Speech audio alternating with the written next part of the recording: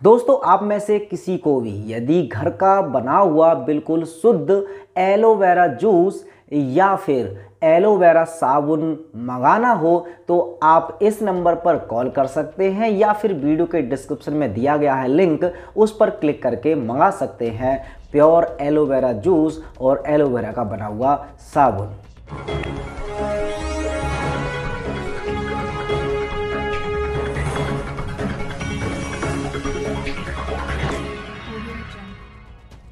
नमस्कार, मैं हूं सुमित आजाद और आप देख रहे हैं ग्लोबी न्यूज़।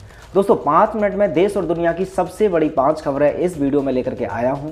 5वीं खबर आपके लिए बहुत ज़्यादा ही ज़रूरी है, इसलिए 5 खबरों को एक एक करके देखते रहिए। देखने के बाद लोगों के साथ शेयर भी कर दीजिए। चलिए, पहली खबर की बात करें तो महाराष्ट्र से है।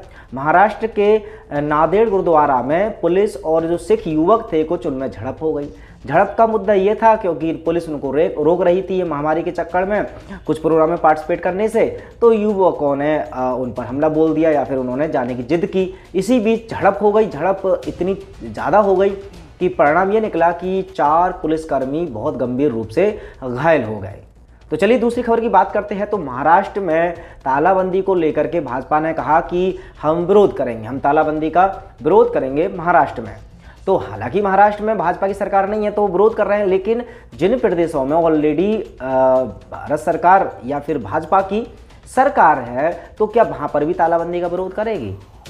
अगर ऐसा है तो देश के लिए बहुत अच्छा होगा कि भाजपा, जिसकी सबसे ज़्यादा सरकार है भारत में और सेंटर में तो है ही, तो मोदी जी अगर खुद कहेंगे कि ये तालाबंदी होएगी ही नहीं और कहीं पर भी ना होने देंगे तो इससे अच्छी तो कोई बात नहीं है। लेकिन क्या इस बयान के पीछे सच में आपको लगता है कि भाजपा तालाबंदी का विरोध कर रही है या तालाबंदी को सपोर्ट नहीं करती है या तालाबंदी नहीं लगने देगी?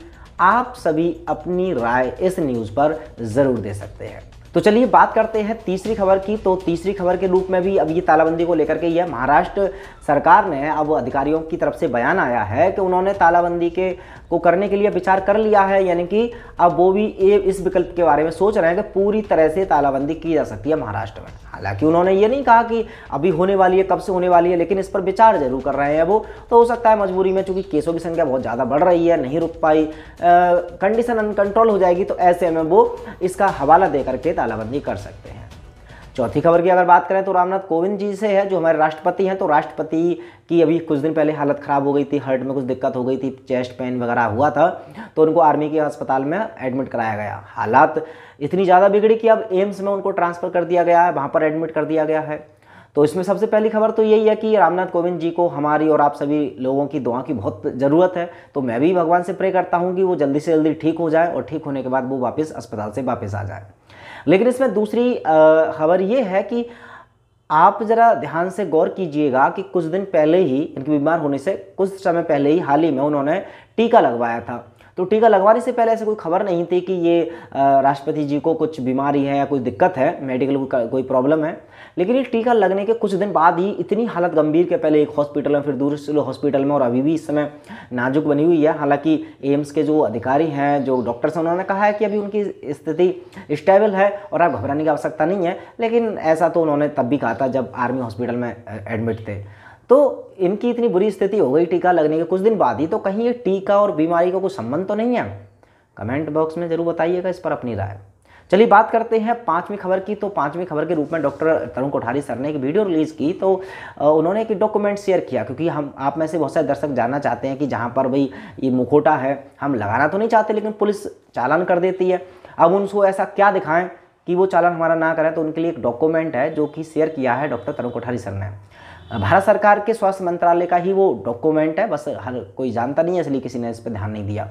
तो वो डॉक्यूमेंट में साफ साफ लिखा है कि हर किसी को मुखौटा लगाने की आवश्यकता है नहीं यदि आप स्वस्थ हैं। तो ऐसे में अगर कोई पुलिस वाला आपसे कहता है कि नहीं मुखौटा पहनी वरना चालान काटी, तो वो आप PDF या कोई पर्चा निकाल करके उसका वो डॉक्यूमेंट दिखा सकते हैं कि भारत सरकार का खुद का डॉक्यूमेंट है। जब भारत सरकार ही ये कह रही है, स्वास्थ्य मंत्रालय कह रहा है कि हर किसी को पहनना जरूरी नहीं है, तो मुझे किस बिना पर कह रहे हैं? तो ऐसे लीगली तौर पर बच सकते हैं मुखौटा लगाने से। मिलते हैं 5 और खबरों के साथ, तब तक अपना ख्याल रखें। जय हिंद।